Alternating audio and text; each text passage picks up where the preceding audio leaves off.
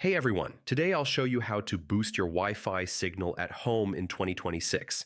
If your internet feels weak in some rooms or keeps slowing down, these quick fixes can seriously improve your coverage. First, move your router to a central and elevated location. Yeah, avoid putting it on the floor or inside cabinets. The more open and centered it is, the better the signal spreads. Next, keep the router away from microwaves, cordless phones, Bluetooth devices, and thick walls. These can quietly weaken your Wi Fi signal. Now, try changing your Wi Fi channel in the router settings.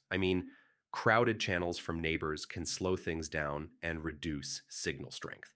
If your router supports dual band, use 2.4 gigahertz for wider coverage or 5 gigahertz for faster speeds nearby. Yeah, switching bands can instantly improve performance. For bigger homes or dead zones, consider adding a Wi Fi extender or a mesh system. This helps push the signal into rooms your router can't reach. Finally, check that your router firmware is up to date.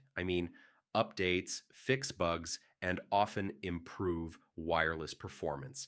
And that's it. Follow these steps, and your home Wi Fi signal should be much stronger.